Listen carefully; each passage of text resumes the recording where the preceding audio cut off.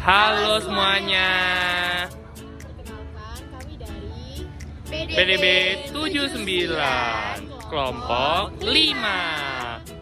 Jadi di sini kita akan menjelaskan tentang project based learning kita yang berjudul relevansi tingkat kepuasan siswa dan siswi SMA terhadap kurikulum merdeka di SMA Muhammadiyah 2 Surabaya.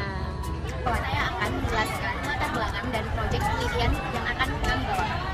Jadi, pendidikan sebagai pilar utama pembangunan bangsa memerlukan pembaruan kurikulum yang dapat membekali mahasiswa dengan kemampuan pemecahan masalah di berbagai bidang.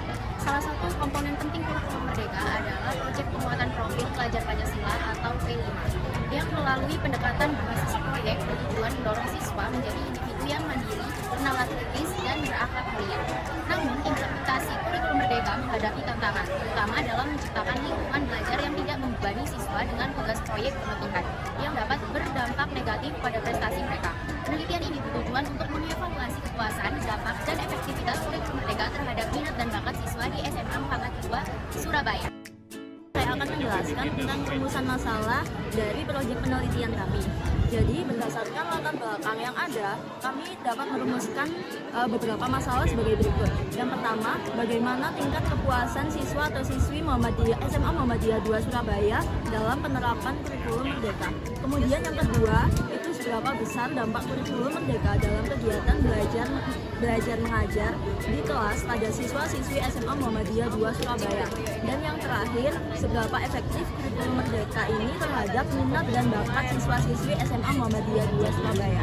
Berharap agar proyek ini bermanfaat, diantaranya utama menambah wawasan dan pengetahuan penulis tentang relevansi tingkat kepuasan penerapan kurikulum merdeka terhadap siswa-siswi SMA Muhammadiyah 2 Surabaya. 2. Sebagai sumber referensi dan pengalaman dalam relevansi tingkat kepuasan penerapan kurikulum merdeka terhadap siswa-siswi SMA Muhammadiyah 2 Surabaya. Pendidikan sekolah menengah atas SMA di Indonesia bertujuan mempersiapkan siswa untuk melanjutkan ke pendidikan tinggi atau dunia kerja. Berdasarkan Undang-Undang Nomor 20 Tahun 2003, pendidikan adalah upaya sadar dan terencana untuk menciptakan suasana belajar yang dapat meningkatkan potensi peserta didik dalam aspek spiritual, pengendalian diri, kepribadian, kecerdasan, dan akhlak mulia. Di Indonesia oleh pandemi COVID-19 menyebabkan banyak sekali pergolakan yang terjadi di sistem pendidikan di Indonesia.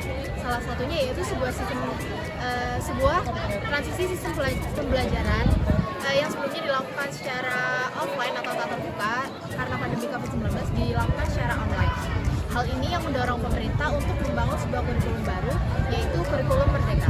Kurikulum ini dibuat pada 11 Februari 2022 dan kurikulum ini merupakan kurikulum penyempurna dari kurikulum sebelumnya. Kurikulum ini memfokuskan pada pengembangan soft skill dan hard skill agar menumbuhkan jiwa kepemimpinan oleh siswa-siswi Indonesia. Pelajar Pancasila adalah konsep pendidikan yang berfokus pada pengembangan karakter siswa yang berdasarkan nilai-nilai Pancasila, yaitu beriman dan bertakwa kepada Tuhan Yang Maha Esa, berakhlak mulia, berkebinekaan global, gotong royong, mandiri, bernalar kritis, dan kreatif.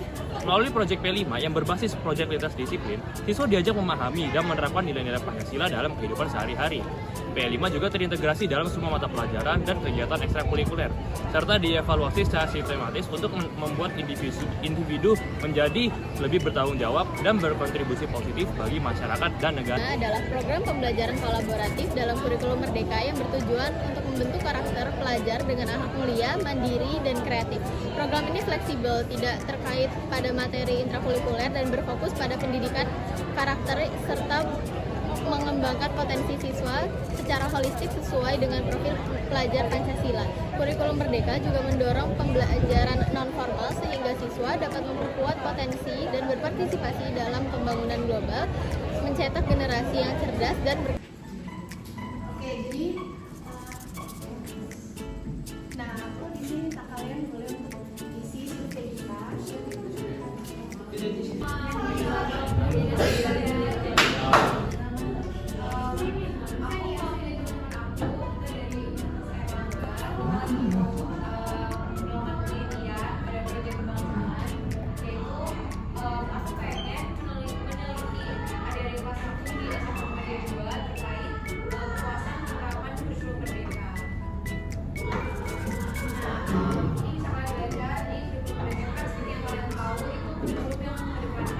Jangan cuma membuat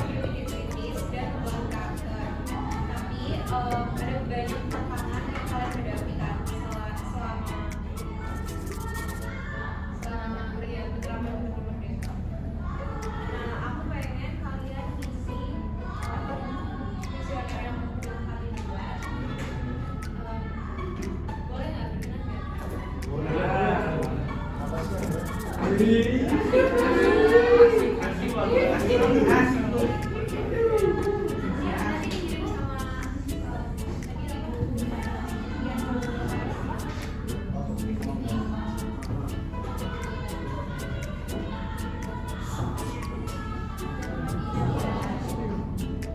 ya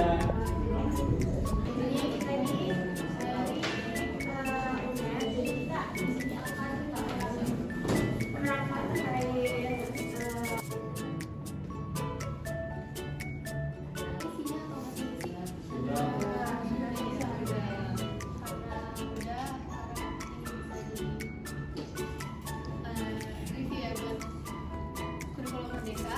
Aku tutup aja. Makasih semuanya yang udah ngisi. Assalamualaikum warahmatullahi wabarakatuh. Dan dari kelompok kami, kurang lebihnya mohon maaf. Terima Terima kasih. kasih.